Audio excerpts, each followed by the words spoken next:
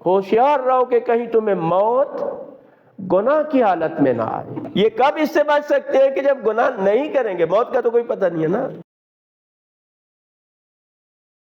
آپ کی خدمت میں رسالت مآب صلی اللہ علیہ وآلہ وسلم کی وہ نصیحتیں جو آپ نے حضرت ابو ذر غفاری رضی اللہ تعالی عنہ سے فرمائیں، جس کے بارے میں آپ نے فرمایا کہ یہ وہ نصیحتیں ہیں جن پر اگر تم عمل کرو گے تو دنیا و آخرت میں فائدہ اٹھاؤ گے، یعنی اس میں دنیا و آخرت کا فائدہ ہے۔ تو اس میں آج ہم جو جملہ آپ کے خدمت میں عرض کر رہے ہیں وہ یہ ہے، یا ابا ذر ایاک ان تدرکک السرعۃ عند العسرۃ، کہ ابو ذر ہوشیار باش، خبردار، اس بات کی طرف تمہارا دھیان رہے کہ ایسا نہ ہو کہ موت تمہیں گناہ کے وقت آ لے، ایسا نہ ہو کہ تم گناہ میں مشغول ہو، اللہ کی نافرمانی میں مصروف ہو اور اس وقت تمہیں موت آ لے۔ ہو سکتا ہے بہت سارے لوگ کہ موت اس طرح سے آتی ہے، وہ گناہ میں مبتلا ہو۔ مثلا گاڑی میں جا رہے ہیں، اپنی گاڑی میں ہے، کیا ہے، میوزک سن رہے، گانے سن رہے ہیں، گانے لگائے ہوئے سن رہے ہیں، تو گناہ کر رہے ہیں نا۔ اگر خدا نہ خواستہ اسی حالت میں ایکسیڈنٹ ہو جائے، موت ہو جائے، تو گناہ کی حالت میں موت ہوئی ہے۔ اسی طرح سے کسی گناہ کے ارادے سے جا رہے ہیں، کوئی گناہ کرنے کے لیے جا رہے ہیں، راستے میں موت آ گئی، تو گناہ کے ارادے سے جا رہے ہیں، اسی حالت میں موت ہے، گناہ کی حالت میں موت آ گئی۔ اور اس کی بہت ساری مثالیں ہیں جس کا وقت نہیں۔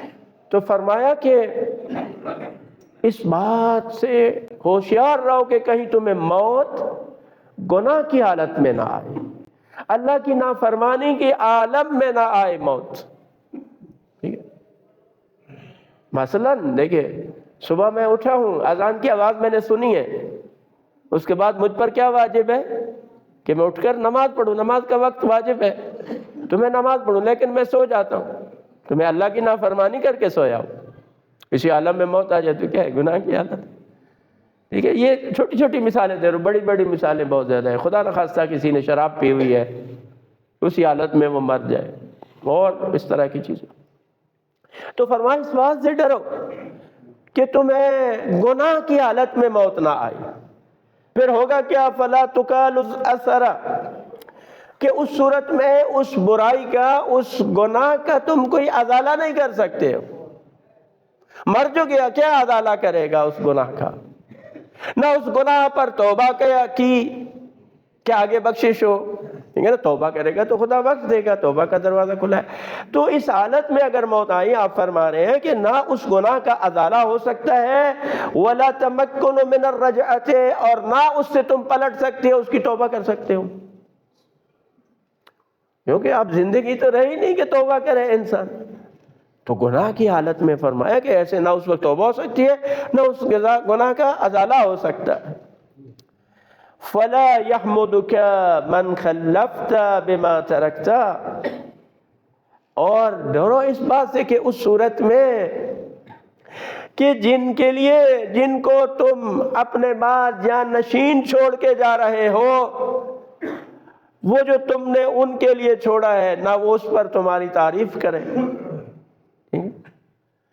کہ جن کو آپ جانشین چھوڑ کے جا، جن کے لیے مال و ترکہ چھوڑ کے جا رہے ہو، اس بات سے ڈرو کہ وہ نہ تمہاری تعریف کریں، وہ کہیں کیا چھوڑ کے گیا ہے جی، کچھ نہیں، یہ ہے وہ ہے، اور سامنے یعنی پچھلے آپ کی کوئی تعریف نہ کرے، اور جس طرف تم جا رہے ہو یعنی خدا کی بارگاہ میں، وَلَا يَعْذِرُكَ مَن تَقْدِمُ عَلَيْهِ بِمَا اشْتَغَلْتَ بِهِ، اور جس کی بارگاہ میں تم جا رہے ہو، جن چیزوں میں وہ دنیا میں تم مشغول رہے ہو اور اس کی اطاعت نہیں کی اور دوسری چیزوں میں مشغول رہو، اس پر اس کی بارگاہ میں تمہارے پاس کوئی عذر اور بہانہ نہ ہو، اس کی بارگاہ میں کوئی عذر نہ پیش کر خدایا میرے پاس یہ بہانہ ہے، میرے پاس یہ عذر تھا، میں اس وجہ سے تیری اطاعت نہیں کر سکا بلکہ تیری نافرمانی میں مشغول رہا ہوں۔ تو اس سے کیا نتیجہ نکلتا ہے کہ ایک یہ ہے کہ ڈرے اس چیز سے کہ گناہ کی حالت میں موت نہ آئے. تو تب یہ کب اس سے بچ سکتے ہیں کہ جب گناہ نہیں کریں گے. موت کا تو کوئی پتہ نہیں ہے نا، کس وقت بھی آ سکتے.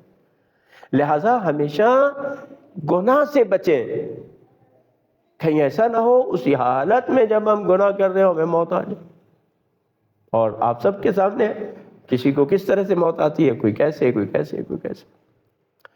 اور دوسرا یہ ہے کہ موت کی تیاری پر تاکید ہے کہ آگے جب جا رہے ہو، جس کی بارگاہ میں جا رہے ہو، جو تم سے کوتاہیاں ہوئی ہیں، کمی ہوئی ہے، اس پر تمہارے پاس کوئی عذر ہونا چاہیے، ایسا عذر جو وہ ذات بھی قبول کرے، ایسا بہانہ کہ جو وہ ذات بھی قبول کرے جس کی بارگاہ میں جا رہے ہیں. ہاں کہ یہ تمہارا بہانہ صحیح.